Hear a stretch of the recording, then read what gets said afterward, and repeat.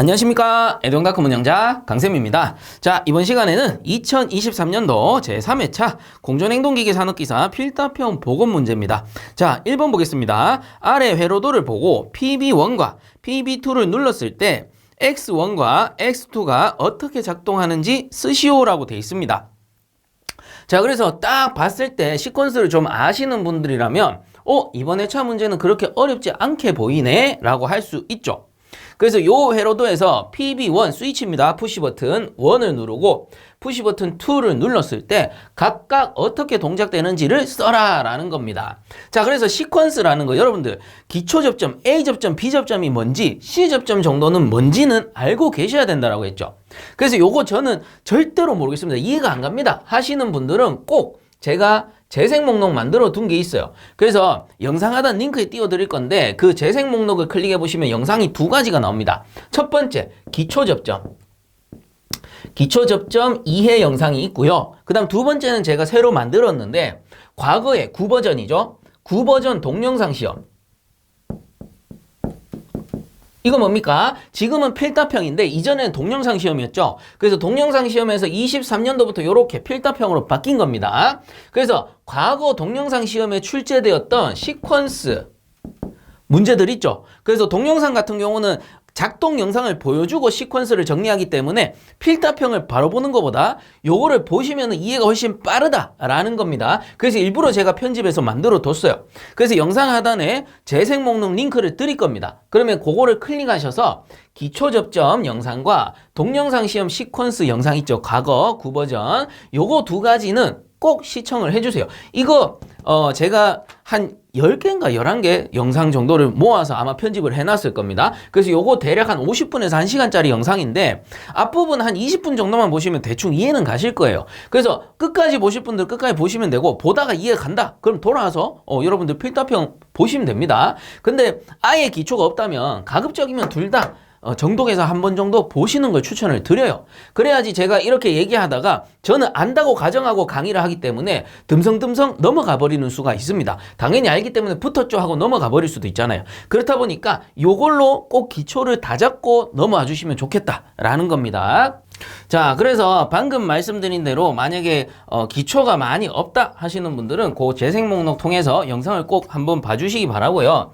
그래서 이번 회로도를 한번 분석을 해보면 요 X1, X2라는 거는 일종의 릴레이죠. 릴레이. 그래서 릴레이가 뭡니까? 릴레이라는 거는 요렇게 X라고 적고 이거 뭐 1번으로 합시다. X1 릴레이 1이라는 뜻인데 릴레이라는 거는 A 접점도 있고요. 요렇게 해가지고 우측에 도체를 띄워 그리면 A 접점이죠. 그래서 X1의 A 접점 이런 식으로 표시를 하는 거고 만약에 B 접점이 있다. B 접점은 이렇게 붙여서 그리죠. 그래서 X1의 B 접점 이렇게 표시를 하는 겁니다. 자, 그래서 이렇게 동그랗게 그리는 거를 일단 이렇게 나눠서 설명을 할게요. 동그랗게 그리는 거를 우리는 전원이라고 부르고요. 다른 말로는 뭐 파워라고 부르기도 하고 또는 코일이라고 해도 됩니다. 코일이 전원부니까 코일에 이제 전원이 인가가 되면 얘들이 동작을 하게 되는 거죠. 자, 이때 A 접점이란 거는 뭐였어요? 노말 상태에서 이 도체가 떨어져 있다. 그럼 전기가 통하지 못하는 겁니다. 통하지 못한다. 이 위아래로 전기가 이렇게 들어온다 치면 이게 떨어져 있으면 전기가 못 들어가잖아요. 자, 그래서 처음에 노말 상태에서 오픈되어 있다. 열려 있는 걸 우리는 A 접점이라 하고 노말 상태에서 이게 들어갔을 때 전원이 흘러 들어갈 수 있는 즉 닫혀 있는 접점을 B 접점이라고 합니다. 자, 그래서 요 A 접점을 노말 오픈이라 하고 그 줄여서는 NO라고도 합니다. 그리고 요거는 뭐겠어요? 노말 클로즈겠죠? 자, 그래서 요거를 NC라고 부르기도 한다라는 겁니다. 자, 그래서 요게 이제 기본 접점이에요. A 접점, B 접점이고 C 접점 이런 것들은 제가 앞에 말씀드린 영상 보시면 다 설명이 돼 있을 겁니다. 그래서 얘들이 어떻게 동작합니까? 요 전원부와 아주 밀접한 관계가 있다라고 했어요. 요 전원부가 뭐예요? 요 밑에 있는 거, 요 AB 접점들이 다 여기 위에 있는 접점들 이야기를 하는 겁니다.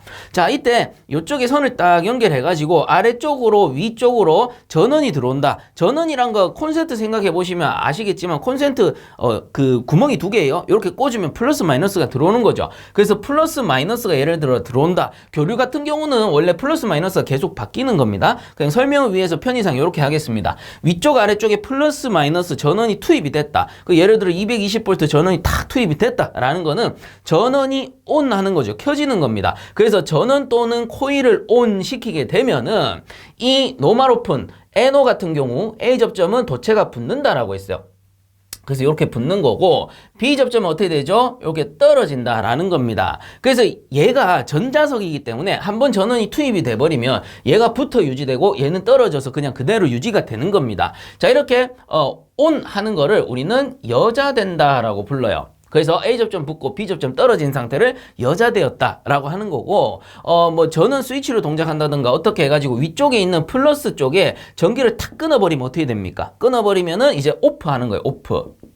한쪽이 이 양쪽이 다 들어가야 켜지는 건데 한쪽이 탁 끊어져 버리면은 오프 하는 거겠죠. 전원이 끊기는 겁니다. 자, 그러면 다시 원래대로 돌아가요. 기존 상태, 노멀 상태. A 접점 떨어지고 B 접점 붙어 버리겠죠. 자, 이렇게 되돌아가는 상태를 우리는 소자되었다라고 부르는 거예요. 용어 정리해 드리는 겁니다. 자, 그래서 기본적으로 A 접점, B 접점 알아두셔야 되고 릴레이의 전원 또는 코일에 전원이 인가되게 되면 전기가 들어오게 되면 A 접점 붙고 B 접점 떨어집니다. 전자석이기 때문에 여기에 전원이 계속 공급되는 한은 얘는 붙고 얘는 떨어져서 유지가 되는 거예요.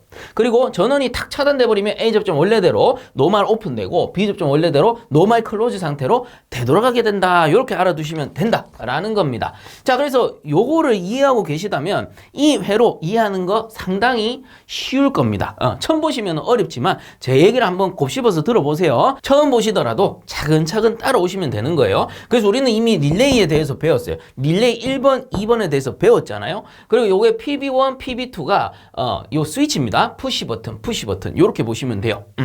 자, 그래서 기본적으로 이 노멀 오픈 A 접점 같은 경우는 떨어져 있다 붙기 때문에 온 작동 스위치로 많이 쓰고요. B 접점 같은 경우는 붙어 있다 떨어져 버리기 때문에 차단 스위치, 오프 스위치로 많이 쓴다라는 겁니다. 근데 이번 회로를 보니까 PB1도 A 접점이고 PB2도 A 접점이에요. 그럼 둘 다 A 접점이면 차단 스위치는 없네? 그죠? B 접점 스위치는 없다라는 겁니다. 그래서 어떤 식으로 동작하는지 한번 봅시다. 우선은 요 R상 T상인데 뭐 플러스 마이너스라 보셔도 되고요. 저 같은 경우에는 인, 아웃으로 많이 표시를 하죠. 자, 그래서 어차피 교류는 플러스 마이너스 바뀌니까 의미가 없다라고 했습니다. 자, 그럼 요 전원을 기준으로 했을 때 아래쪽 라인을 저는 아웃 라인으로 잡는다 했죠. 그래서 요 R상이 보시면 아래쪽에서 이렇게 연결이 되는 거니까 요 R상을 저는 아웃 라인으로 잡겠습니다. 그러면 저 위쪽에 차단기가 있을 거예요. 차단기를 탁 올리게 되면 아웃 라인 쪽으로 전원이 이렇게 투입이 되는 겁니다. 자, 그 다음에 반대쪽은 인라인이라고 제가 임의로 잡는 겁니다. 그럼 전원부에 아래쪽에 전기가 들어갔으니 보세요. 위쪽에서만 전원이 들어와주면 양쪽에 전원이 들어오면서 동작을 하는 거겠죠. 자, 근데 인라인을 보니까 전원이 이렇게 들어와요. 이렇게 들어오는데 접점들을 보니까 요거 A 접점, 요거 A 접점, 요거 A 접점 다 열려 있으니까 전원이 투입이 안 되는 겁니다. 그렇기 때문에 처음에 차단기를 올렸을 때는 아무런 동작이 없는 거예요. 싹 다 A 접점이 위쪽에 붙어 있으니까. 자, 그러면 이 상태에서 이제 답이 나오는 겁니다. PB1과 PB2를 눌렀을 때 동작 상태를 쓰라고 했으니까 잘 들으세요. PB1을 누르는 거예요. 자, 요거 A 접점이지만 우리가 이렇게 누르면 어떻게 되죠? 푸시 버튼 접점이 이렇게 붙는 겁니다. 그렇게 되면 전원이 이렇게 투입이 돼요. 얘는 B 접점이니까 이렇게 들어가게 되겠죠.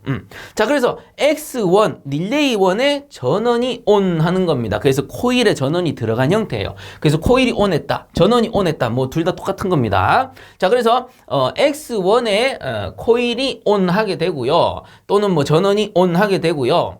그러면 X1과 관련된 접점을 다 보셔야 돼요. 그래서 요거는 X2니까 무시하시고 요 A 접점이 이렇게 붙을 겁니다. 그 다음에 요 A 접점, X1의 A 접점이죠. 그래서 요것도 이제 붙을 겁니다. 자, 그럼 어떻게 돼요? 전원이 이렇게 우회해서 들어갈 수가 있죠. 그럼 푸시 버튼을 눌렀다가 손을 떼면 어떻게 돼요? 이 접점이 열릴 겁니다. 눌렀다 떼면 접점이 열려요. 자, 근데 이쪽은 열렸기 때문에 전원이 공급이 안 돼요.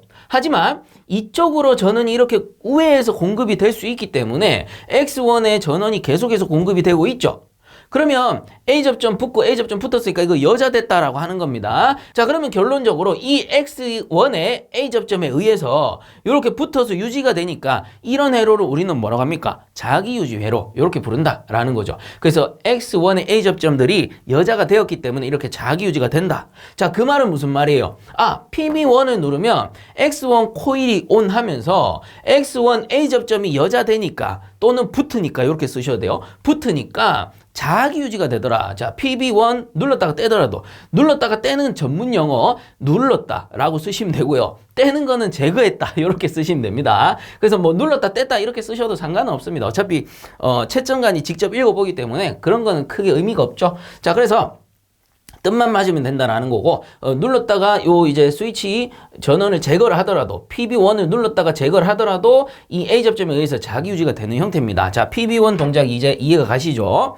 자, 그다음에 PB2를 이제 눌러봅니다. 그 후에 이제 PB2를 누르는 거예요. 자, 그래서 PB2를 눌러보게 되면, 이렇게 누르게 되면, 요 X1의 A 접점이 지금 붙어 있죠. 여자되어 있기 때문에 전원이 이렇게 들어가는 겁니다. 그래서 X2를 온 시키는 거예요. X2의 전원 또는 코일을 온 시키는 겁니다. 자, 그러면 어떻게 되느냐? X2와 관련된 접점을 보셔야 되죠. X2 B 접점이 어떻게 돼요? 요게 열린다라는 거죠. 그럼 이게 차단돼 버리는 겁니다. 전원이 들어가다가 여기 차단돼 버리는 거예요. 그럼 어떻게 돼? X1 코일이 오프하는 거죠.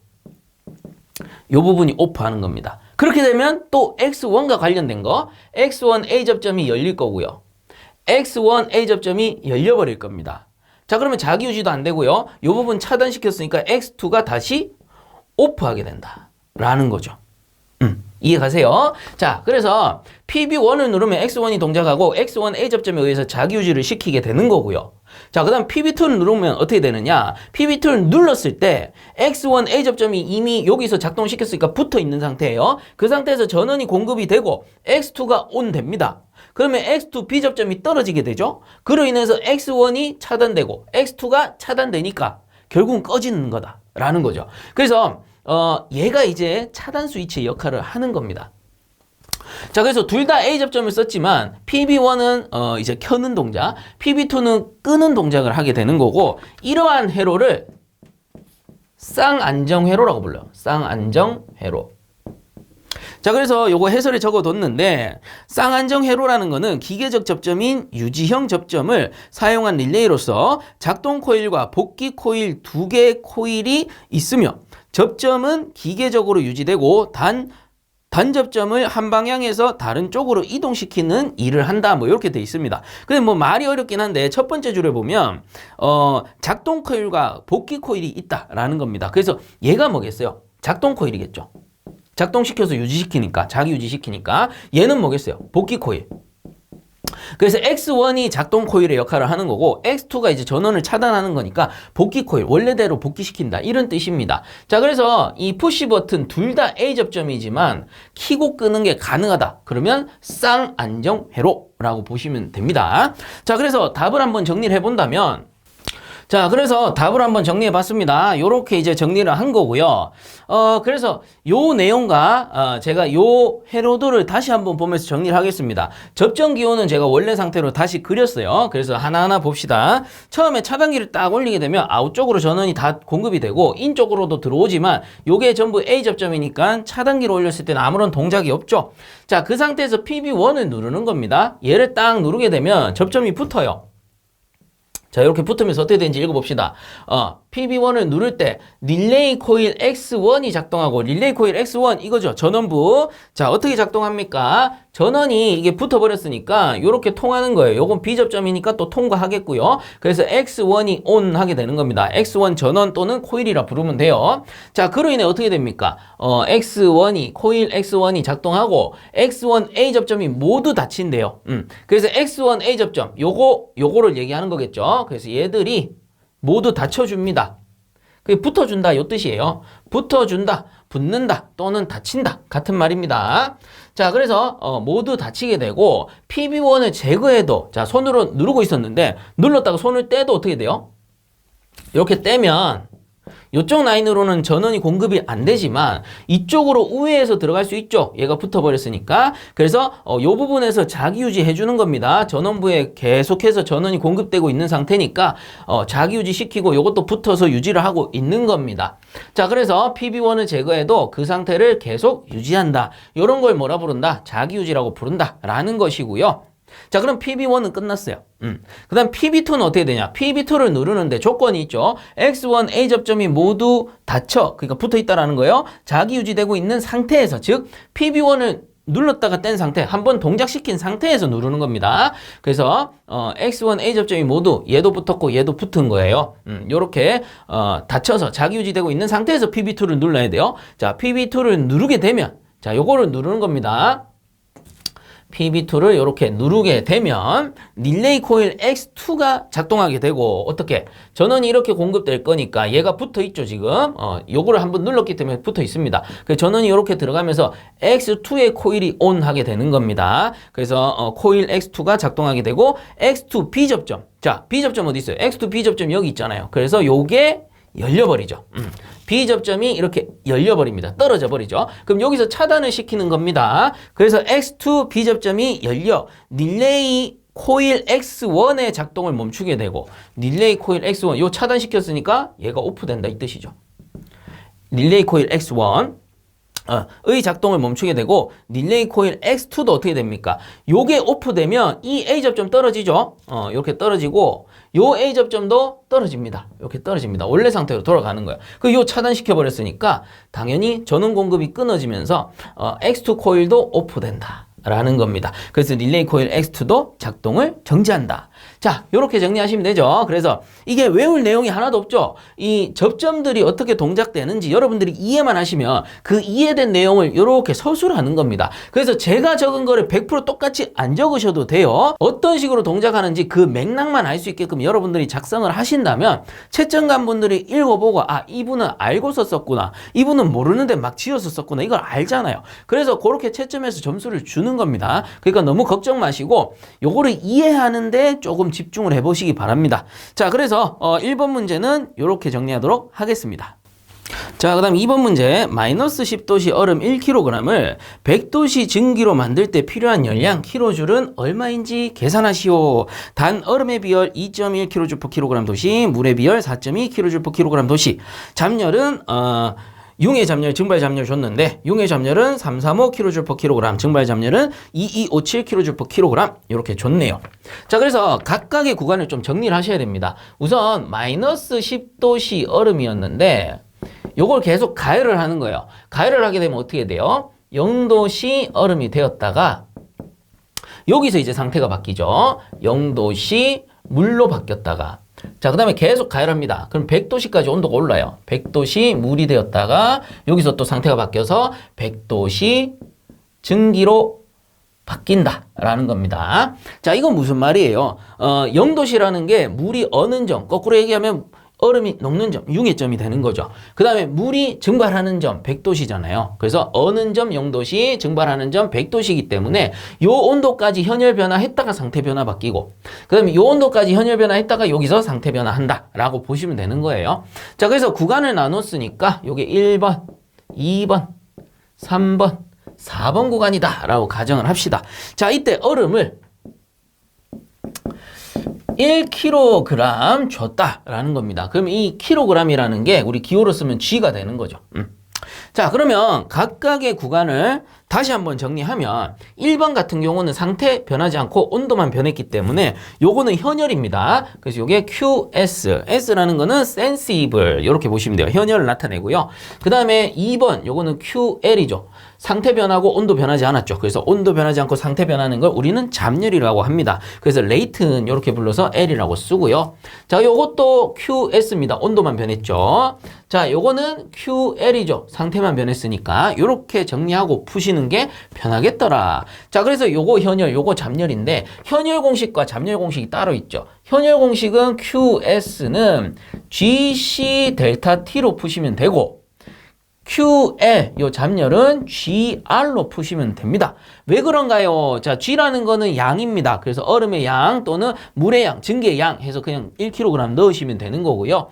현열 변화에서 비열이 발생하게 되고 그리고 델타 T 온도차가 변하는 거죠. 그 현열은 온도차가 생기니까 델타 T를 넣을 수 있는 거고 잠열은 온도차가 생기지 않아요. 그래서 온도 변화가 없기 때문에 대신에 뭘 넣습니까? 상태가 변할 때의 잠열. 그래서 얼음이 물로 바뀔 때 이거 뭡니까? 융의 잠열. 물에서 증기로 바뀔 때 증발 잠열이 들어가주면 된다라는 겁니다. 그래서 이거는 어차피 이론 공부할 때 다 다뤄보셨을 거예요. 그래서 워낙에 이제 반복적으로 많이 풀어드리고 말씀드렸기 때문에 크게 어렵지는 않을 거라 생각합니다. 그래서 각각의 구간을 계산해 봅시다. 자, 1번 구간 요거 현열이었어요. QS이기 때문에 GC 델타 T로 푸셔야 됩니다. 자, G는 1kg 똑같습니다. 1kg 곱하기 자 C는 어떻게 됩니까? 자 얼음이죠. 얼음의 비열 조건 줬잖아요. 그래서 얼음의 비열은 2.1입니다. 2.1kg 줄/kg의 도시라고 준 거고요. 그 다음에 온도차 줘야 되죠. 온도차는 여러분들 항시 말씀드리지만 높은 거에서 낮은 거 빼야 됩니다. 그럼 마이너스 10 0도시면 당연히 0도씨가 높은 거죠. 그래서 0도씨 빼기 마이너스 10도씨 이렇게 넣으셔야 돼요. 그래서 이게 도시입니다. 그럼 얘들을 곱해주게 되면 어떻게 돼요? 킬로그램 사라지고 도시가 사라집니다. 자, 그래서 최종 단위는 킬로줄로 나올 거예요. 자, 그래서 요게 구하게 되면 21kg줄이 나올 거고요. 참고적으로 이번 문제에서는 우리 양으로 해가지고 단위가 킬로그램 per hour로 나오지 않았죠. 시간당 냉매 순환량 또는 얼음량 이런 게 아니기 때문에 시간에 대한 조건을 주지 않았기 때문에 그냥 무시하고 풀면 됩니다. 그래서 시간을 지워버렸기 때문에 킬로줄 per hour가 아니고 그냥 킬로줄로 나오는 거예요. 그래서 문제에 조건을 줬다면 그 조건에 맞춰서 푸시면 되겠더라라는 거고요. 자, 그다음 두 번째. 자, QL입니다. QL은 잠열이니까 GR로 푸시면 되죠. G는 1입니다. 똑같아요. 1kg이 되고 곱하기 잠열인데 얼음이 물로 변해요. 그럼 녹는 거니까 융의 잠열. 그래서 335 kg 줄/kg입니다. 그래서 요거 사라지니까 kg줄 나오겠죠. 자, 그래서 335 kg줄입니다. 자, 이제 그 다음 건 똑같으니까 단위는 적지 않겠습니다. 자, 그래서 세 번째 현열량 QS는 GC 델타 T죠. G는 1kg이고 자, 요거 C입니다. 물의 비열을 찾아야 되겠네요. 물의 비열은 4.2 곱하기 온도차 높은 거에서 낮은 거 100도씨 빼기 0도씨 이렇게 되겠죠. 자, 그래서 구해보시게 되면은 이게 420kg줄이 나옵니다.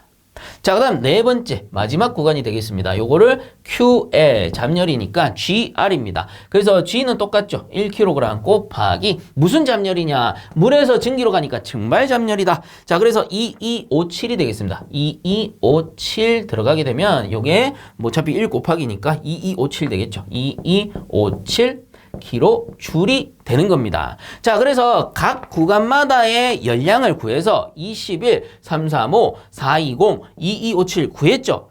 얘들을 다 더하면 여기서 여기까지 변하는데 전체 열량을 구하는 거죠. 자, 그래서 QT라고 해서 이 전체 열량입니다. 토탈 하게 되면 처음부터 21 더하기 335 더하기 420 더하기 2257 하시면 된다라는 거죠. 그래서 요걸 구해보면은 3033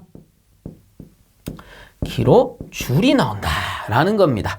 자, 그래서 해설해 보시면 나오지만 1번 QS, 2번 QL, QS, QL 이렇게 적은 게 아니고요. 각 구간을 나타내기 때문에 그냥 Q1, 2, 3, 4 이렇게 적은 겁니다. Q1, Q2, Q3, Q4 그냥 각 구간을 나타낸 거죠. 그래서 편의상 보기가 요게 좋기 때문에 요렇게 정리한 것 뿐이에요. 자, 그래서 여러분들 답안을 작성하실 때는 요 구간을 다 작성을 해주시고요. 그럼 최종적으로 더하는 거, 요 공식까지 같이 적어주시는 게 좋겠습니다. 그리고 답란에는 당연히 요 최종 답안을 한 번 더 작성해 주시면 되겠죠. 자, 그리고 이번 문제에서 조건들을 몇 가지 줬잖아요. 비열과 잠열에 대한 조건을 몇 가지 줬어요. 나온 김에 정리를 좀 합시다. 자, 그래서 우선은 얼음의 비열, 얼음의 비열입니다. C라고 쓸게요. 얼음의 비열은 우리가 공학 단위로 하게 되면 뭐였습니까? 얼음은 0.5였어요. 0.5 kcal 비열이기 때문에 킬로그램 도시였죠. 근데 요거 킬로줄로 바꾸면 어떻게 합니까? 곱하기 4.186을 하게 되면 대략적으로 요게 2.1이 나옵니다. 2.1 그럼 이 킬로칼로리가 킬로줄 퍼 킬로그램 도시가 되는 거죠. 자, 그래서 얼음의 비열 2.1이 나오는 거고, 자, 그 다음에 또 뭐 있습니까? 물의 비열도 있네요. 물의 비열 C라고 했을 때 물의 비율은 원래 기준이기 때문에 공학 단위에서는 1이었어요. 그죠? 1kcal per kg 도시인데 요것도 킬로줄 per kg 도시로 바꾸기 위해서 이게 원래 킬로칼로리 per kg 도시인데 곱하기 뭐 한 겁니까? 요거 딱 보니까 4.2 했네요. 4.2 하게 되면은 당연히 4.2 킬로줄 per kg 도시가 된다라는 거죠. 자, 그리고 이제 잡열입니다. 융의 잡열. 융의 잡열이라고 했을 때 이 융의 잡열은 원래 공학 단위로 했으면 어떻게 됐었어요? 79.68이었는데 여기다 곱하기 한 4.2 정도 한 것 같아요. 4.2 정도 하니까 334.65입니다. 334.65니까 요거 반올림 하게 되면 335 킬로줄 퍼 잡열이니까 그냥 킬로그램 이렇게 끝나는 거죠. 자, 그 다음에 증발 잡열 나오죠. 증발 잡열인데 자, 요거 뭡니까? 100도씨 증발 잡열이에요. 그래서 100도씨인 경우에 원래는 우리가 어떻게 배웠습니까? 공학 단위에서는 539라고 배웠죠. 근데 요거를 이제 곱하기 4.186 정도로 하잖아요. 그러면 이게 대략적으로 2256 킬로줄 퍼 킬로그램 정도가 나올 겁니다. 반올림하면 한 요 정도가 나올 거예요. 근데 이번 문제에서 보니까 어떻게 나왔어요? 이번 문제에서 2257로 나왔죠. 그래서 표시하기를 약 2256이라고 했습니다. 그래서 문제에서 2256으로 나올 수도 있고 2257로 나올 수도 있는 거죠. 어차피 근사치이기 때문에. 그래서 이번 문제에서 2257로 나왔다라는 거는 뭡니까? 앞으로 2257로 알고 있는 게 조금 더 문제 풀기에 용이하겠다라는 겁니다. 자, 그렇기 때문에 2256보다는 제가 SI 단위 계산 문제 할 때는 요걸로 알려드렸었는데 요거보다는 이번에 복원을 해보니까 요걸로 나왔죠. 2257로 나왔습니다. 그러면 앞으로는 2257로 알고 쓰자라는 거예요. 그러면 문제 풀기가 좀 더 용이하겠죠.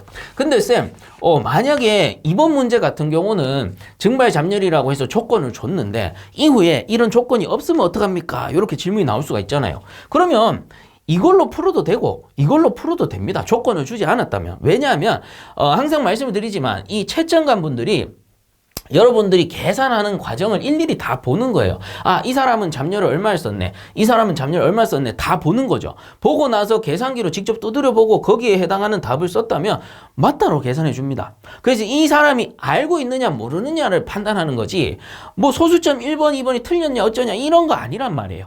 그래서 요걸로 푸셔도 되고 요걸로 푸셔도 되는데 가급적이면 이번 문제 이렇게 나왔으니 앞으로도 이렇게 나올 가능성이 높겠군요. 그래서 요걸로 알아두시면 좋겠다라는 거고 한 가지 더 짚어드리자면 증발 잡열 100도씨인 경우에는 이렇게 나오는데 증발 잡열이 0도씨도 있잖아요. 그죠? 증발 잡열 0도씨 포화수의 증발 잡열이 있단 말이에요. 그건 얼마입니까? 여러분들 계산해보면은 이게 원래 597.5kcal per kg으로 배웠죠. 근데 4.186 곱하게 되면은 대략적으로 2501이 나옵니다. 그래서 킬로줄 퍼 킬로그램이고요. 이것도 마찬가지 2501로 나올 수도 있고 조건에서 2500 이렇게 줄 수도 있는 거예요. 그럼 조건을 주면은 조건 주는 대로 푸시면 되고 아니면은 필기 문제에서는 여러분들 어땠냐면 요게 많이 나왔죠. 2501. 그래서 앞으로 이제 출제되는 경향을 보면 알겠지만 우선은 요걸로 알아두시면 됩니다. 요걸로 알아두고 푼다고 해도 뭐 조건이 없는 한은 문제가 없다. 그리고 필기 문제 풀어보셨을 때도 알겠지만 이 증발 잡열을 539로 주는 문제도 있고 540으로 주는 문제도 있어요. 그래서 출제위원들이 한두 분이 아니죠. 워낙에 많은 분들이 많은 문제를 출제하다 보니까 이게 좀 다를 수가 있는 겁니다. 그럼 아이고 그런갑다. 대신에 정확하게 이해를 하고 푼다면 거기에 해당하는 답이 정확하게 나온다면 어차피 정답으로 인정이 된다. 요 관념만 딱 가지고 자신 있게 푸시면 돼요. 본인이 이해를 하고 푸시면 된다라는 겁니다. 자, 그래서 이번 문제는 이렇게 정리하도록 하겠습니다. 자, 그다음 3번 문제. 다음 그림의 부품 명칭과 그 사용 목적을 쓰시오라고 돼 있습니다. 과거에 동영상 시험일 때도 나왔던 문제인데 요거 이제 사진으로 나왔죠. 근데 여러분들 한 가지 알아두실 거는 사진으로 나오더라도 이게 흑백 사진으로 나옵니다. 그렇기 때문에 대략적인 모양을 자세히 보고 가셔야 돼요. 이거 색깔이 딱 들어가는 게 아니고 흑백 사진으로 나오는 겁니다. 자, 어쨌든 여기 이제 부품 명칭은 어떻게 돼요?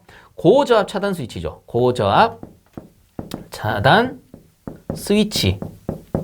줄여서는 듀얼 프레셔 스위치라고 해서 DPS 이렇게 부르기도 합니다. 자, 그래서 나온 김에 좀 정리를 하자면 우리가 압축, 응축, 팽창, 증발기가 있어요.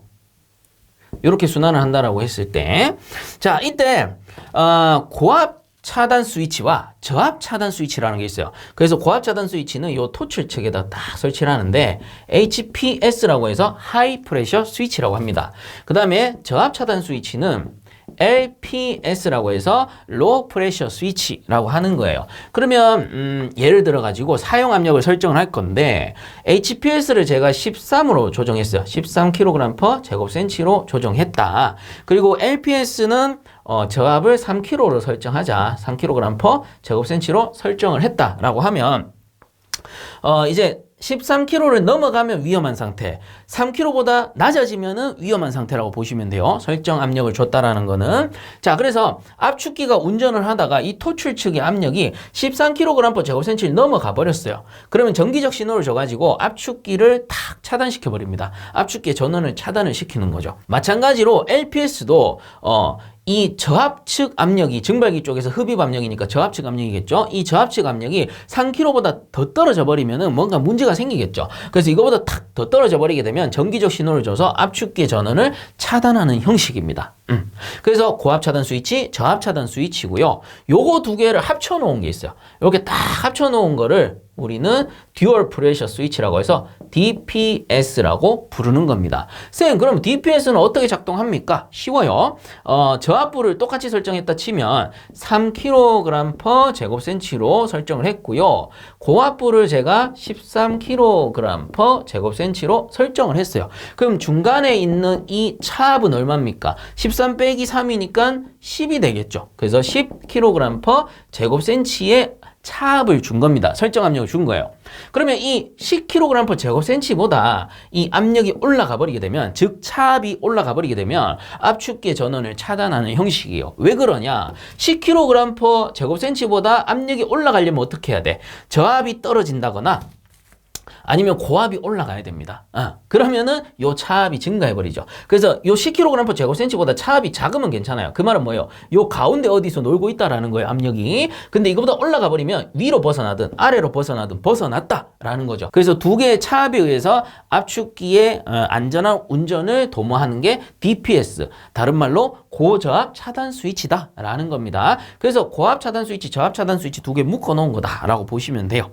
자, 그래서 부품 명칭은 이렇게 정리하시고요. 사용 목적은 읽어보면 이제 이해가 가실 겁니다. HPS와 LPS, 즉 고압 차단 스위치와 저압 차단 스위치를 조합시킨 형태로 냉동기의 고압이 설정값 이상이 되거나, 자, 요 위쪽이 그 설정값 이상 위로 돌파하거나, 아니면 저압이 소정 압력 이하로 내려간 경우 두 압력의 차압에 의해 전기 회로가 차단되어 압축기를 정지시킨다 라는 겁니다. 그래서 이해를 한번 하시고 그 내용을 정리해 주시면 좋을 것 같아요. 그래서 3번 문제도 이렇게 정리하도록 하겠습니다. 자, 그럼 4번 문제. 어떤 실내의 취득 열량을 구했더니 현열이 8.3kW, 잡열이 2.8kW였다. 실내 공구 온도가 26도씨, 상대 습도가 50%로 유지하기 위해 치출 온도차 10도씨로 송풍하고자 한다. 이때 현열비 SHF는 얼마인가? 이렇게 물어봤습니다. 자, 그래서 조건을 조금 정리를 하면 현열 QS가 8.3kW고요.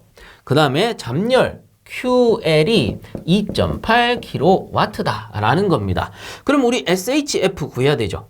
현열비. 그래서 현열비 SHF는 어떻게 구합니까? 자, 현열비는 의미가 뭐였습니까? 전체 열량 중에 현열의 비였잖아요. 현열이 얼마만큼 존재하느냐. 그래서 뭐예요? QT, 토탈이죠. 전체 열량 분의 QS 현열하면 되는 거죠. 그래서 전열분의 현열입니다. 뭔데? 전체 열량 중에서 현열의 비율이 얼마만큼 되나요? 이게 뭔데요? 현열비니까.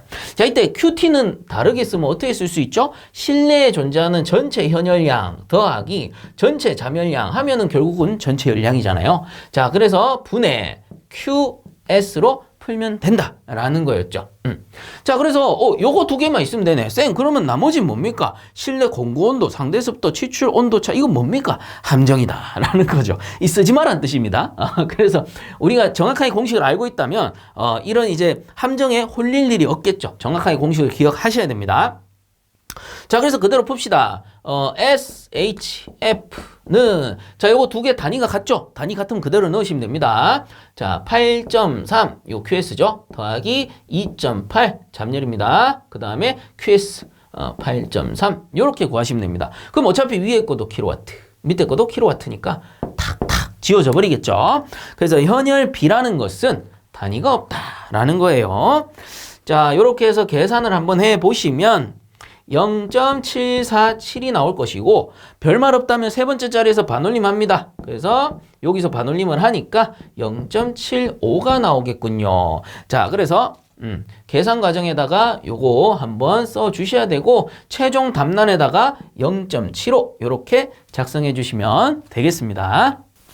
자, 그 다음 5번 문제. 실내 오염 공기를 배출할 때 실내로 들어오는 외기와 열교환시키는 형태로 열을 회수하는 장치로서 열 회수 시 현열뿐만 아니라 잠열을 동시에 회수하므로 현열 열교환기에 비해 열 회수 효과가 크다. 이 장치의 명칭을 쓰시오 라고 되어 있습니다. 그래서 이 문제는 마찬가지 사진을 줬어요. 흑백 사진을 줬고 자, 이러한 외형을 보여줬다라고 합니다. 근데 이런 문제는 외형을 보고 푼다기보다는 외형을 보면 어느 정도 알긴 하는데 사실상 문제를 읽어보고 푸는 게 맞죠. 자, 그래서 문제 보시면은 현열 열교환기에 비해서 회수 효과가 큽니다. 그 왜 그러냐? 현열과 잠열을 동시에 회수하기 때문에 그렇죠. 자, 그래서 현열만 회수하면 현열 열교환기, 현열 잠열을 동시에 회수하면 뭐겠어요? 현열 잠열을 합치면 전열이라고 했잖아요. 그래서 답은 나왔죠. 전열 교환기. 자, 요게 답이 됩니다. 그리고 좀 더 정확하게 사진을 보고서 정확하게 쓰자면 고정형 이라고 보시면 돼요. 그래서 전열교환기는 기본적으로 고정형과 회전형이 있는데 이걸 설명드리기 전에 전열교환기의 역할을 간략하게 설명을 드리겠습니다. 우리가 공기조화기가 이렇게 있어요. AHU 에어 핸들링 유닛. 자, 그래서 코일을 딱 설치하고 송풍기를 딱 설치합니다. 그 실내에다가 조화된 공기를 딱 넣어주겠죠. 그 다음에 쓰고 난 공기는 이제 오염이 됐을 거니까 밖으로 뺍니다. 그대로 빼면은 엑싯 에어가 되는 거고, 요거를 한 번 더 쓰자 그러면 리턴 에어가 되는 거다라고 했었죠. 그래서 저는 지금 전열 교환기를 여기다가 설치를 할 거기 때문에 리턴 에어가 여기에 발생하는 게 아니고 요 리턴 에어를 끌어다가 이렇게 넣어주게 됩니다. 전열 교환기 쪽으로 넣어주는 거예요. 그럼 여기에 리턴 에어가 들어간다. 여기 실내 쓰고 이렇게 되돌린 공기다라고 보시면 돼요. 자, 이때 전열 교환기 내부에는 전열 교환 소자가 들었습니다. 이렇게 전열 교환 소자라는 게 들어있다. 그러면 외부에서 덕트를 딱 연결을 하는데 이게 이제 외부의 덕트니까 아웃에어, 외부에 있는 공기를 넣어주는 겁니다. 자, 그러면 리턴 에어가 요 소자 대각선으로 이렇게 지나가게 될 거고요. 그러면 요 들어갈 땐 리턴 에어였는데 이렇게 환기, 나갈 때는 요게 뭐예요? 엑싯 에어가 되는 겁니다. 이 최종 배기가 되는 거죠. 그 다음에 아웃 에어는 요렇게 교체해서 이 공조기로 들어가 주면 되는 거예요. 자, 요게 바로 전열 교환기입니다. 전열 교환기. 그럼 왜 전열 교환기입니까? 자, 딱 보세요. 우선은 냉방이라고 한번 쳐볼게요. 제가 냉방이라고 치면 에어컨을 돌리고 있는 거니까 실내 온도가 낮고요. 습도도 어때? 습도도 낮은 상태입니다. 에어컨을 돌리고 있다면. 자, 그러면 반대로 이 외부는 여름철이니까 온도가 높고요. 고온이면서 다습하겠죠. 다습하다 이렇게 보시면 돼요. 그럼 이 리턴 에어는 어떻게 돼? 리턴 에어는 실내에서 되돌아오는 거니까 저온이면서 저습하다라고 쓸게요. 자, 그래서 얘는 습도가 낮고 온도가 낮은 거니까 리턴되어 나가면서 요 고온 다습한 외기랑 열교환을 하는 겁니다. 이때 서로 공기끼리 교차를 하기 때문에 온도도 서로 변하지만 습도도 서로 변해요. 다습한 애가 저습한 애를 만나면은 습도가 좀 다운될 거고, 저습한 애가 다습한 애를 만나면은 조금 습도가 올라갈 거고. 그래서 습도가 변하면 뭐예요? 잡열이죠. 그 다음에 온도가 변하면 뭐예요? 현열인 겁니다. 자, 그래서 현열, 온도가 변하는 거, 그 다음에 습도가 변하는 거, 잡열이니까 현열과 잡열을 서로 동시에 교환하는 겁니다. 그렇기 때문에 이런 거를 전열 교환기라고 하는 거예요. 반대로 난방이라면, 난방도 같은 원리죠. 난방이라면 이제 반대입니다. 실내가 어때? 고온이면서 다습할 거예요. 그럼 리턴되는 공기가 고온이면서 다습할 겁니다. 반대로 겨울철이다. 난방이니까 겨울철이잖아요. 그래서 겨울철 외기 온도가 낮고 저습할 겁니다. 그러면 이 뜨거운 고온 다습한 이 환기 공기랑, 이번에 거꾸로 그려야 되네요. 환기 공기가 이렇게 지나갈 거고, 그 다음에 저온 저습한 외기 공기가 이렇게 들어간단 말이에요. 그럼 얘가 예열도 되고 습도도 약간 올라가겠죠. 왜? 겨울철에는 습도가 낮기 때문에 가습기를 돌려서 가습을 한단 말이에요. 그래서 고온 다습입니다. 실내 공기가 고온 다습, 가습을 한다는 소리예요. 가습을 안 하면 당연히 다습하지는 않을 건데, 우리가 공기 조화에 있어서는 난방할 때는 기본적으로 온도도 높이지만 그 습도를 맞추기 위해서 가습도 한다라고 했습니다. 자, 그래서 실내 공기, 고온 다습한 실내 공기와 저온 저습한 실외 공기가 열교환하면서 얘가 들어가면서 예열 효과도 있고 습도도 약간 올리는 효과가 있죠. 그래서 현열, 잡열 동시에 교환이 되는 거다라고 볼 수 있는 겁니다. 자, 그래서 이때 요 전열 교환기 안쪽에 있는 이게 뭐라고 있어요? 요게 전열 교환 소자라고 했는데, 전열 교환 소자를 딱 끼워서 그대로 쓰게 되면은 이거는 고정형이 되는 겁니다. 고정형. 그리고 쌤, 회전형도 있다고 했잖아요. 그렇죠? 회전형은 우리 필기 문제 풀 때 제가 요런 그림 그린 적 있을 거예요. 요런 식으로 그려가지고 요렇게 돼가지고 이 AHU가 이렇게 있으면 그냥 실내에 보내고 빠지는 공기를 합시다. 실내가 있고 이렇게 넣어주고 이렇게 빠지는 공기를 이렇게 통과시키고 외기 공기를 이렇게 들어오게 하는 거예요. 그러면 이게 어떻게 돼? 회전한다라는 거죠. 얘가 회전하면서 실내에서 리턴되는 에어와 이 아웃에어를 서로 열교환 시켜주는 겁니다. 열교환해서 얘는 들어가고 리턴 에어는 밖으로 엑시드 에어 빠져나가게끔 해준다라는 거죠. 그래서 얘가 돌아가면은 회전형입니다. 자, 그리고 참고적으로 이 고정형도 요렇게 생긴 애가 있고요. 또 어떤 건 요렇게 해가지고 여기 가운데 이렇게 전열 교환 소자가 설치된 경우도 있습니다. 자, 이럴 때는 어떻게 되냐면 리턴 에어가 요렇게 들어와서 요렇게 빠지는데, 여기서 이제 중요한 거는 소자 안쪽으로 들어가면 살짝 요렇게 꺾였다가 나가요. 그 다음에 아웃에어는 어떻게 되냐? 아웃에어도 마찬가지 요렇게 들어와서 요렇게 나가는데, 요 소자 안에 들어가면 요렇게 꺾여서 들어가요. 그럼 여기서 살짝 교차하는 거죠. 그러니까 마찬가지 현열, 잡열 교환이 동시에 이루어집니다. 자, 그래서 이 고정형을 다른 말로 뭐라고 하느냐 하면은, 보세요. 요게 들어가면서 꺾여가고 요게 들어가면서 꺾여가니까 교차되죠. 얘도 어때? 요렇게 교차가 되는 겁니다. 그래서 이런 거를 직교류식이라고 불러요. 고정형이라고도 하고요. 직교류식. 또는 직교식 뭐 이렇게 부르기도 합니다. 요거는 참고적으로 알아두세요. 그래서 이 유체의 흐름에 따라서 분류를 하면 얘가 직교류식이 되는 거고, 얘도 유체의 흐름으로 분류하게 되면 얘는 회전하면서 이렇게 회전하면서 이 축 방향으로 공기를 이송시키죠. 그래서 얘는 어떻게 되냐? 회전형이라고도 하고 충류형이라고도 할 수 있습니다. 유체의 흐름에 따라서 충류형, 유체의 흐름에 따라서 직교류식 이렇게 볼 수 있는 거죠. 그래서 뭐 충류형 또는 충류식 편한 대로 적으시면 될 것 같아요. 자, 그래서 얘들이 전부 전열 교환기다 라고 보시면 되는데, 쌤, 그러면 현열 교환기는 도대체 뭡니까? 현열 교환기는 그냥 이렇게 보시면 돼요. 어떤 장치가 이렇게 있으면 여기 가운데 그냥 막힌 거예요. 막혔을 때 리턴 에어가 이렇게 지나가게 되고, 그 다음에 아웃 에어가 이렇게 지나가게 되면 이 서로 간의 공기가 어때? 이 공기랑 만날 일이 없죠? 그러면 결국 어떻게 되냐? 요 이제 막힌 판을 통해서 온도만 왔다 갔다 할 수 있는 거예요. 높은 쪽에서 낮은 쪽으로, 높은 쪽에서 낮은 쪽으로 이런 식으로 온도만 왔다 갔다 할 수 있는 거예요. 완전히 막혔기 때문에. 그래서 공기를 서로 섞어줘야지 습도의 변화도 있겠죠. 근데 얘는 완전히 차단했기 때문에 온도만 왔다 갔다 하는 겁니다. 요런 거를 현열 교환기라고 보시면 되는 거예요. 자, 그래서 요 정도 정리하시면 될 것 같고요. 뭐 이번 문제 같은 경우는 쌤 고정형 써야 됩니까? 라고 여쭤보신다면 전열 교환기 요것만 쓰셔도 상관이 없을 것 같습니다. 제가 항상 말씀을 드리죠. 정확한 답이라고 판단이 되지 않으면 그냥 답에 가까운 걸 쓰시는 게 맞다고. 괜히 나 정확하지 않은데 고정형 또는 회전형을 썼어요. 그럼 둘 중에 하나는 완벽하게 틀린 답이죠. 그래서 얻어 걸린 답이 완벽하게 틀린 답이라면 맞출 것도 틀려버리잖아요. 그래서 애매하다 싶으면 이 뒤에 거 쓰지 마세요. 뒤에 거 쓰지 말고 전열 교환기 요것만 쓰셔도 된다라는 겁니다. 자, 그래서 5번 문제 이렇게 정리하도록 하겠습니다. 자, 6번 보겠습니다. 다음의 습공기 선도를 보고 A에서 이 선의 명칭을 보기에서 골라 쓰시오라고 되어 있습니다.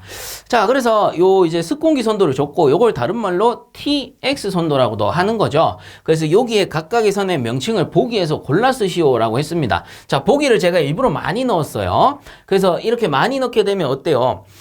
우리가 이 습공기 선도의 기본적인 그 선들을 알고는 있어야 된다는 겁니다. 그래야지만 이렇게 보기를 많이 줘도 안 헷갈리고 정확하게 넣을 수가 있다라는 거죠. 이 중에서는 함정도 있을 수 있다라는 거겠죠. 그래서 각각의 선을 한번 정리를 해본다면 이 습공기 선도가 정확하게는 TX 선도라고 하죠.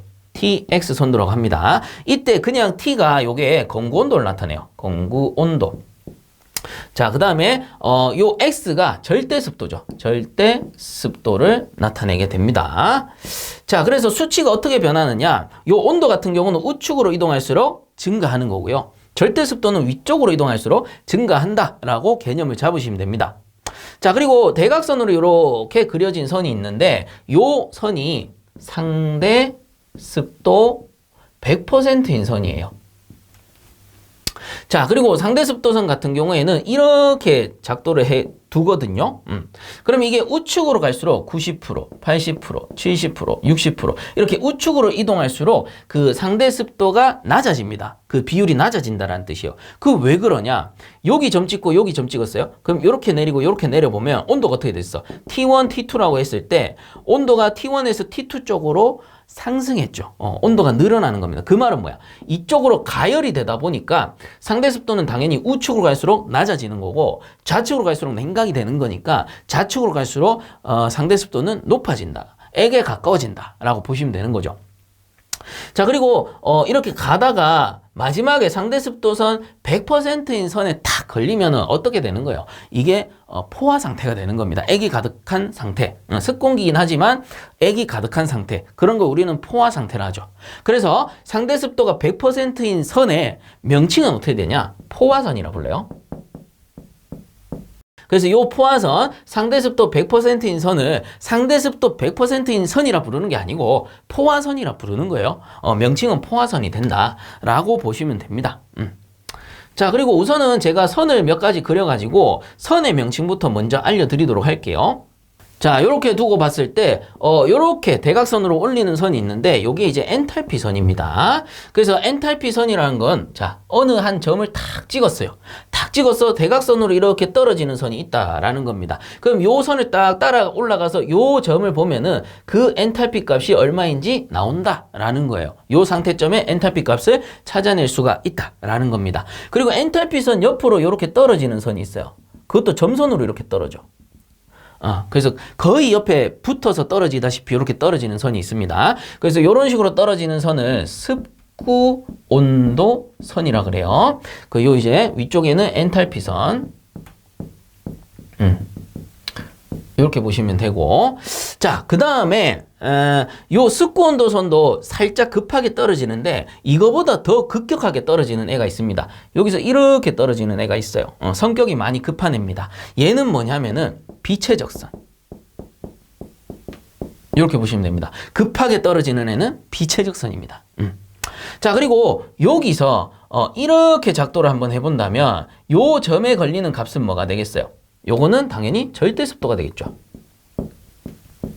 절대습도 됩니다. 그래서 이 부분이 뭐냐면 절대습도가 일정한 부분이고 요때의 절대습도를 구해낼 수가 있다라는 겁니다.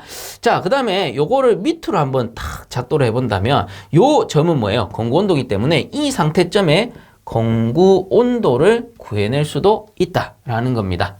자, 그리고 이 상대습도선 100%, 이 포화선을 평행하게 요렇게 올리는 선이 있어요. 평행하게 탁 그리게 되면 요 상태점에서의 상대 습도를 구할 수 있어요.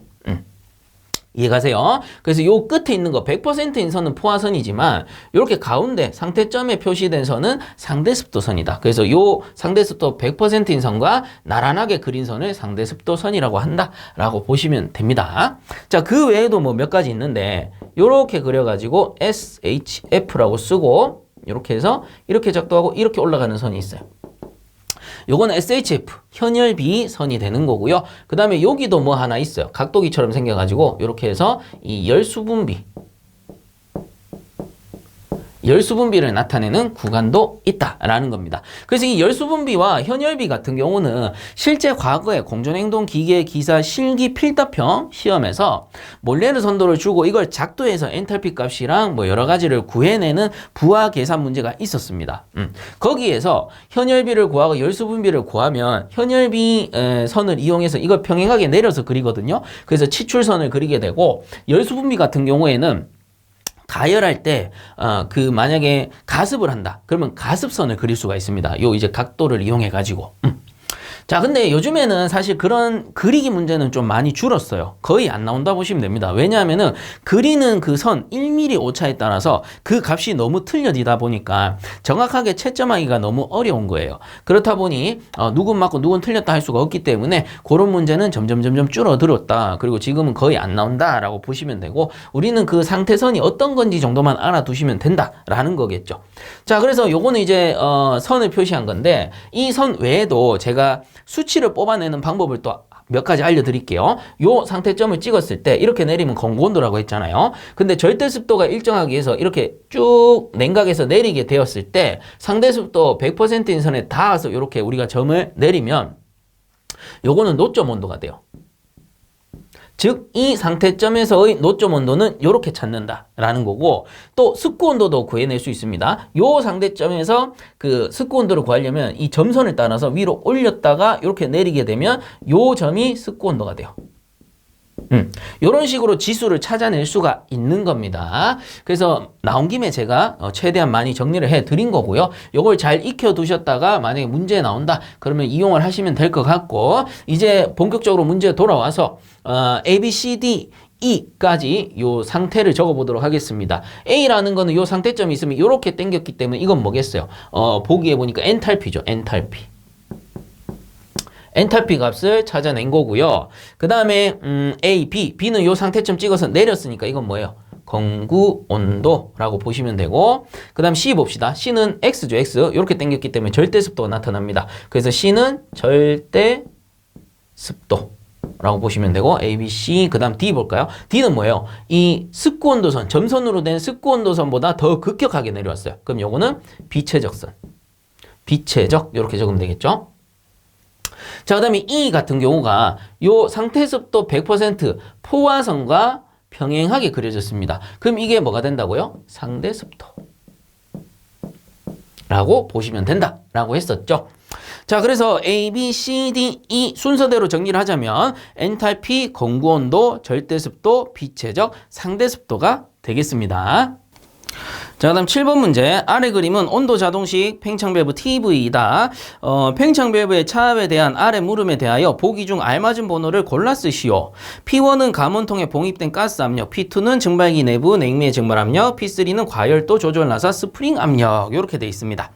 자, 그래서 이거 실제 제 필기 교재에 나오는 내용이기도 하고 온도 자동식 팽창 밸브는 이론 강의 때 상당히 좀 디테일하게 잡아드린 적이 있을 거예요. 근데 이게 이러한 형식으로 출제된 거는 처음이다 보니까 좀 생소해서 어려워하실 수도 있는데 한 번 정도 정리하시면 충분히 쉽게 풀 수 있는 문제 중 하나다라고 보시면 됩니다. 자, 그래서 정리를 좀 해보자면 자, 온도 자동식 팽창 밸브이기 때문에 요거는 감원통을 사용합니다. 그래서 구조를 한번 그려본다면 요렇게 생겨서 요런 식으로 생겼고 밸브 시트 요렇게 그리고 다이어프램 내장돼 있고 이렇게 밸브 디스크를 그리겠습니다. 자, 그래서 냉매가 밑에서 들어온다 칠게요. 냉매 입구 그 다음에 이쪽이 출구입니다. 출구로 나가니까 이게 뭐예요? 증발기의 코일이다 라고 생각하시면 됩니다. 그래서 증발기의 입구고요. 증발기의 출구가 됩니다. 요게 이제 증발기가 되겠죠.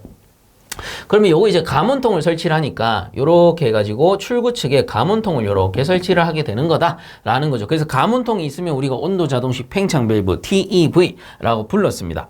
쌤, 실제 나온 그림하고 좀 다른데요? 그렇죠. 요건 제가 설명하기 쉬우려고 일부러 요렇게 그린 겁니다. 요렇게 보셨을 때 여러분들이 이해가 잘 되니까 요렇게 그린 거고, 실제 팽창 밸브도 밑에서 들어오는 팽창 밸브 있습니다. 없는 거 아니에요. 그래서 원리만 알면 되기 때문에 요렇게 해서 이해하시고 적용시키면 되는 겁니다. 그래서 입구가 좌측에 있냐 밑에 있냐 요 차이밖에 없어요. 자, 그래서 온도 자동식 팽창 밸브 같은 경우는 가문통 안에 이 어떠한 가스가 들었다라고 했습니다. 이 가스는요, 온도에 아주 민감하게 반응을 합니다. 그래서 온도가 올라가면 최적이 증가하고 온도가 낮아지면 최적이 감소하는데 이게 아주 민감하게 작동을 할 수 있어요. 그리고 여기 가운데 있는 게 다이어프램입니다. 이게 이제 압력에 의해서 팽창 수축을 하는 거예요. 팽창하거나 수축하거나. 자, 이러한 원리를 이용해서 작동을 하는데, 우선은 P1이 가문통에 봉입된 가스 압력이기 때문에 요 위쪽이 P1이 되는 거죠. 요 가스가 요것도 뭐예요? 배관입니다. 모세관이죠. 그리고 가문통까지 연결되어 있는 거예요. 그래서 가문통 안에부터 요 배관 그리고 요 상부까지 그 가스가 가득 차 있다라고 보시면 됩니다. 그래서 가문통에 봉입된 가스 압력이 결국 요 압력이다. 다이어프램 상부의 압력이다 라고 보시면 되고, 그럼 P2는 증발기 내부 냉매 증발 압력. 그래서 요게 P2다. 증발기 내부 압력이다 라고 보시면 되고, 그럼 P3는 과열도 조절 나사 스프링 압력.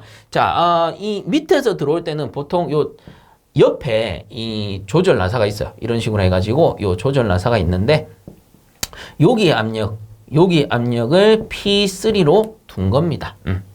그래서 조절 나사는 이제 수동으로 조절을 하는데 어느 정도 조절을 해놓으면 이 평균적인 유량을 맞출 수가 있는 거예요. 그래서 P1, P2, P3 이렇게 나오는구나 라고 보시면 되고, 그럼 우리는 딴 거 없어요. 작동 원리만 아시면 됩니다. 작동 원리. 자, 그러면 우선은 이 가문통은 증발기 출구 측의 가열도를 측정하는 거잖아요. 그래서 우선은 요 이제 가문통으로 출구의 온도를 측정했을 때 온도가 높다라고 가정을 한번 해볼게요. 온도가 높다라는 건 어떤 상황이냐? 증발기 내부에 유량이 부족하다라는 소리입니다. 유량이 많으면 많을수록 증발을 많이 시키기 때문에 온도가 확 떨어져 버려요. 그 반대로 유량이 적으니까 증발할 냉매가 부족하니까 계속해서 과열된다라는 겁니다. 출구 측의 온도가 과열된다라고 보시면 돼요. 자, 그러면 온도가 과열이 됐고요. 유량이 부족한 거죠. 유량 부족이라고 보면 됩니다. 그럼 유량이 부족하니 밸브를 어떻게 해야 돼요? 밸브를 열어줘야 되겠죠. 열림으로 바꿔야 됩니다. 그럼 어떠한 현상에 의해서 열리느냐? 자, 온도가 올라가게 되면요, 내부에 있는 가스 그리고 요 배관 안에 있는 가스, 여기 안에 있는 가스의 최적이 증가하겠죠. 최적이 증가하면 어떻게 돼? 밀폐된 용기다 보니까 이 압력이 올라가게 됩니다. 자, P1이 증가하게 돼요. P1이 증가하면 어떻게 되냐? 밑에 있는 다이어프램이 이렇게 팽창하게 됩니다. 팽창하면서 밸브를 어떻게 할까요? 아래쪽으로, 이렇게 아래쪽으로 열어버리게 되는 거예요. 그러면 유량이 더 많이 공급이 돼요.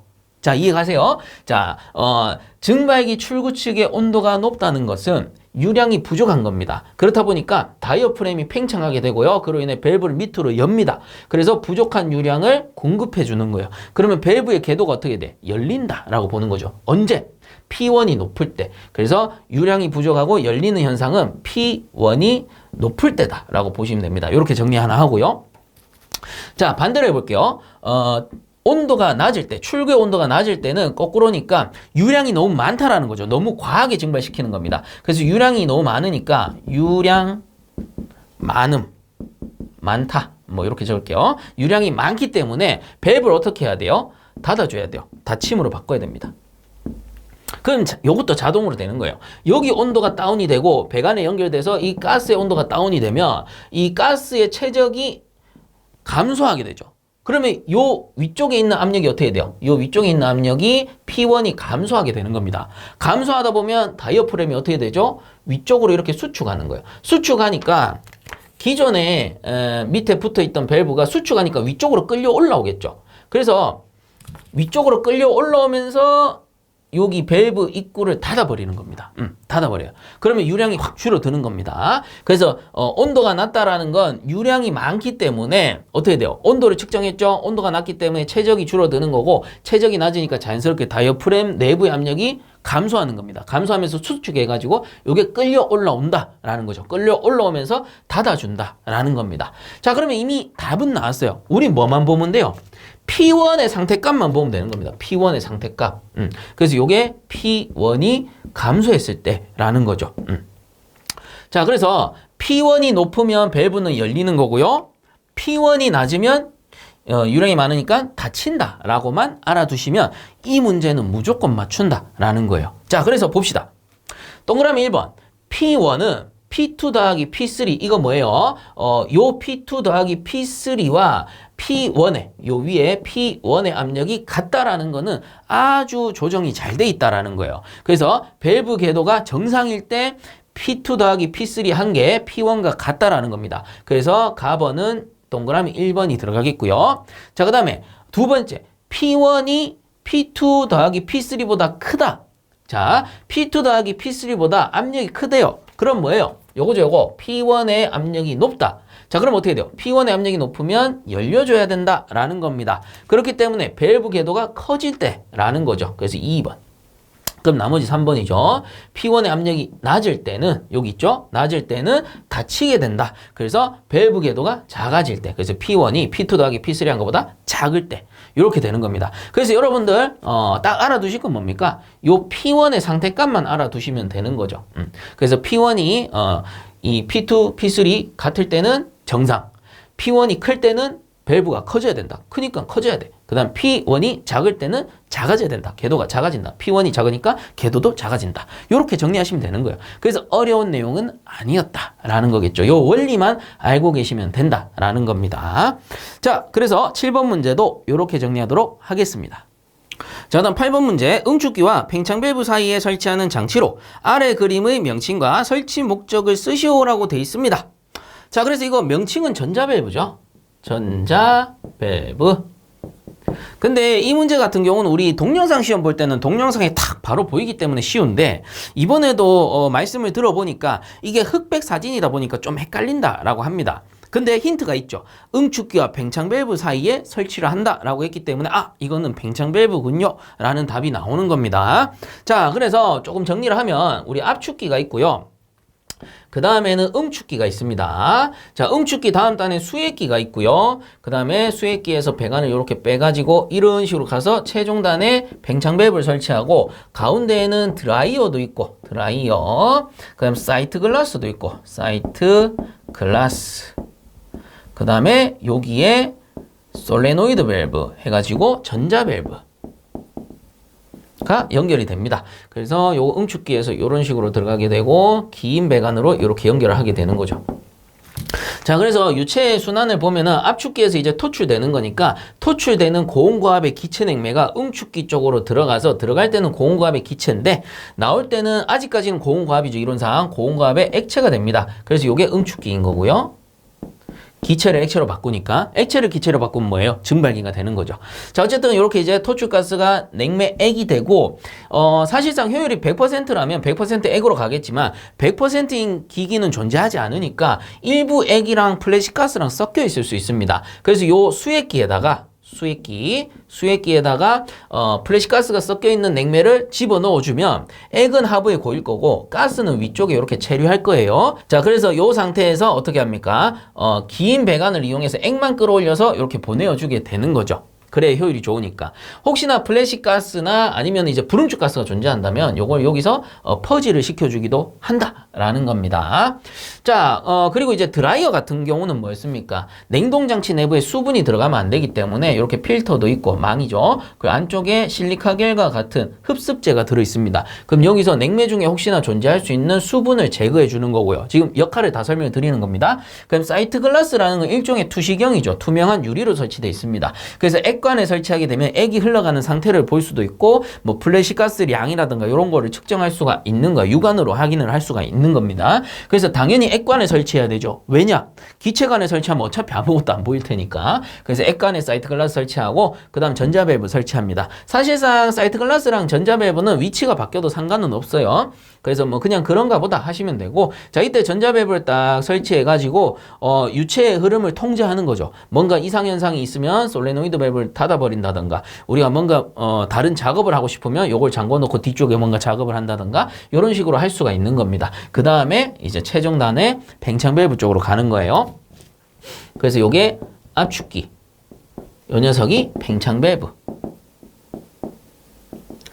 자, 그래서 설치 위치의 기준은 어떻게 됩니까?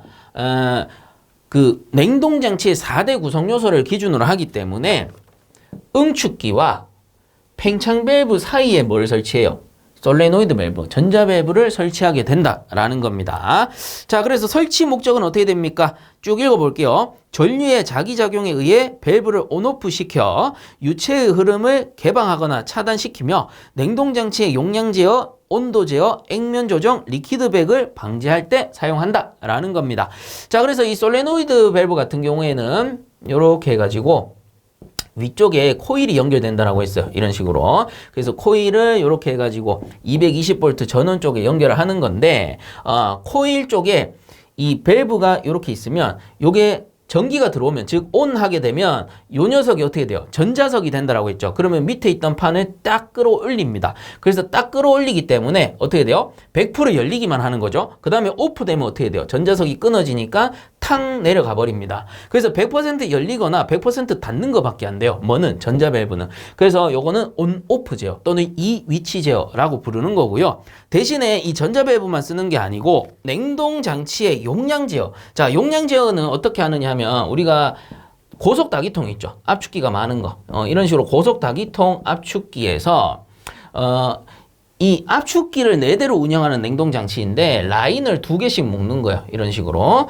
편의상 흡입 라인만 그리겠습니다. 둘 다 흡입 라인이다 라고 보시면 되고, 여기 이제 솔레노이드 밸브 하나, 2개를 딱 설치를 하는 거예요. 흡입 라인 쪽에. 그러면 실제로는 4대를 운영하는 냉동장치인데 라인을 2개로 별도로 운영을 할 수 있게끔 설정을 한 겁니다. 그럼 부하가 클 때는 압축기 4대가 다 돌아가면 돼요. 그 말은 솔레노이드 밸브 2개가 다 열려 있는 상태다라고 보시면 되고, 만약에 운전을 하다가 보니까 부하가 좀 줄었어요. 그래서 4대를 다 돌리자니 이 전기세가 좀 아까운 것 같아. 그래서 어떻게 하느냐? 여기 솔레노이드 밸브 하나를 탁 잠궈버립니다. 그러면 실제 압축기는 4대가 다 운전을 하고 있는 상태지만 이쪽으로 냉매가 안 들어가죠. 그렇기 때문에 2대는 어떻게 되느냐 하면은 무부하 운전 상태가 되는 거예요. 부하가 안 걸리는 거예요. 그 2대만 부하 상태로 운전이 되기 때문에 4대가 돌지만 엄밀히 따지면 2개가 운전되고 있는 상태다라고 볼 수 있는 겁니다. 자, 이런 식으로 용량 제어를 하게 되는 거고요. 그리고 그 다음 온도 제어. 온도 제어는 온도 제어 장치, 온도계 뭐 이런 거랑 연결하면 온도 제어를 할 수가 있고요. 그 다음 액면 조정 같은 경우는 플루투스 스위치랑 연결하면 되고, 그 다음 리퀴드백은 액이 넘어온다라고 예를 들어 판단이 된다면 여기 보시면 흡입 라인에 솔레노이드 밸브를 잠궈버리면 되겠죠. 그래서 리퀴드백도 방지할 수 있다라는 겁니다. 자, 이런 식으로 잘 이해하시고 정리를 해주시면 될 것 같아요. 그래서 명칭은 전자밸브고 설치 목적은 전류의 자기작용에 의해 밸브를 온오프 시켜 유체의 흐름을 개방하거나 차단시키며 냉동장치의 용량 제어, 온도 제어, 액면 조정, 리퀴드백 방지 등에 사용이 된다. 자, 이렇게 정리해 주시면 되겠습니다. 자, 그다음 9번 보겠습니다. 다음 그림을 보고 배관 재료의 명칭을 쓰시오라고 돼 있죠. 자, 그래서 사실상 이런 문제는 맞추라고 주는 문제인데, 이 실제로 작업형도 연습해보고 이 현장에 계신 분들은 엘보를 많이 접하다 보니까 딱 보면은 이거 동관용 엘보네, 90도 동관용 엘보구나 이렇게 알아보실 수 있는데, 아무래도 사진이 문제에서는 흑백으로 나오다 보니까 그 이음새를 많이 접하지 못하신 분들은 생소하실 수도 있어요. 그래서 이게 엘보는 엘보인 것 같은데 동관용인지 강관용인지 잘 모르겠다 하시는 분들은 그냥 90도 엘보라고만 쓰세요. 그래서 괜히 정확히 틀리지 마시고, 정확히 틀린 답을 쓰지 마시고, 이왕이면 최대한 답에 근접하게끔 작성을 하자라는 겁니다. 자, 그래서 해당 배관 재료의 명칭은 90도 엘보가 되고요. 만약에 본인이 동관용이라고 정확히 아신다면 90도 엘보라고 쓰시고 갈로해서 동관용이다라고 표시를 해주시면 되겠습니다. 자, 9번 문제 이렇게 정리하도록 하겠습니다. 자, 그럼 10번 보겠습니다. 아래 그림은 시퀀스 제어의 신호 흐름이다. 빈칸에 알맞은 내용을 쓰시오라고 되어 있습니다. 자, 그래서 빈칸 요 부분에 알맞은 내용을 쓰라라고 했는데, 자, 여기 보면 제어라고 되어 있죠. 요거 제어부예요. 자, 그래서 왜 이렇게 씁니까? 제보를 받아보니까 입력, 제어, 출력이라는 말이 있었다고 합니다. 위쪽에. 그래서 제어니까 제어부 이렇게 보셔야 되는데, 간략하게 좀 설명을 드리겠습니다. 이건 뭐냐면은 시퀀스예요. 시퀀스 회로를 얘기하는 겁니다. 쌤, 조절 조작부 아닌가요? 그거는 이제 피드백이죠. 그래서 시퀀스 제어 같은 경우는 순차적으로 입력되면 그냥 쭉 가버리는 거예요, 신호가. 자, 그래서 입력부에서 어떻게 합니까? 입력을 하는 거죠. 푸시 버튼 누른다 생각하시면 돼요. 그럼 조작부에 신호를 보내서 제어를 합니다. 자, 제어는 뭘 합니까? 우리 제어 판넬 생각하시면 돼요. 시퀀스 회로 판넬. 거기에 보면은 릴레이도 있고 뭐 전자접촉기도 있고 타이머도 있죠. 이런 것들이 제어를 하게 되는 거예요. 시간에 맞춰서 동작을 시킨다든가 파워 릴레이를 연결해서 전원을 투입해가지고 모터를 돌린다든가. 자, 여기서 이제 제어를 하면 그 다음 표시가 되는 거죠. 램프에 전원이 들어온다던가 아니면 구동부에 모터가 돌아간다던가 이게 그냥 일련의 순서로 진행이 되는 거예요. 그게 시퀀스 제어고 쌤 그러면 검출부에서는 하는 일이 뭡니까? 자, 검출부라는 거는 특이사항이 생겼을 때 그냥 센서를 생각하시면 됩니다. 그래서 냉장고의 문을 딱 열면 그 냉장고 안에 불이 탁 켜지잖아요. 이게 닫으면 꺼진단 말이에요. 우리가 잘 보지는 못하지만 그 왜 그러냐 리미트 스위치가 이제 문을 딱 열게 되면 그게 이제 그 스위치가 뽕 열려요. 뽕 열리면서 그 신호를 제어부에 보내게 되고 문을 열었으니까 이 센싱을 했으니까 표시해 주세요. 램프를 켜세요. 이 뜻이죠. 이런 식으로 일련의 순서대로 또 신호를 전달한다라는 겁니다. 자, 그렇기 때문에 입력부에서 푸시 버튼 눌러서 조작하고 제어부에서 MC가 동작하거나 릴레이 타이머가 동작하면서 표시부 램프 또는 구동부 모터가 돌아가게 되고요. 만약에 센서가 있다. 그럼 리미트 스위치가 만약에 센싱을 한다. 그럼 제어부에서 야 냉장고 문 열렸다. 램프 켜라. 뭐 이런 식으로 신호를 보내게 된다라는 겁니다. 그게 바로 시퀀스 회로고요. 다시 한번 말씀드리지만 제어부에서 입력, 제어, 출력이라는 말이 있었다고 합니다. 그 제어부 밑에 있으니까 당연히 제어부라는 게 답이 된다라는 거겠죠. 그래서 한 번 정도 이해하시고 이것도 각각 좀 외워주시면 좋을 것 같습니다. 그래서 입력 신호를 푸시 버튼을 누른다. 그러면 조작부에서 그 신호를 조작해가지고 제어부에 보내는 거고 또는 검출부에서 센싱을 해가지고 그 신호를 제어부로 보낼 수도 있는 거죠. 그렇게 되면은 릴레이 또는 뭐 파워 릴레이, 전자조촉기, 타이머들이 동작을 함으로써 최종 출력, 표시부에서 램프를 킨다던가 구동부에서 모터를 돌린다. 요런 식으로 알아두시면 된다라는 겁니다. 자, 그래서 10번 문제도 이렇게 정리하도록 하겠습니다. 자, 그 다음 11번 체크밸브의 역할을 쓰시오라고 돼 있죠. 그래서 체크밸브를 다른 말로 역류 방지 밸브라고도 합니다. 자, 그래서 가장 대표적인 게 스윙식과 리프트식이 있었어요. 리프트식.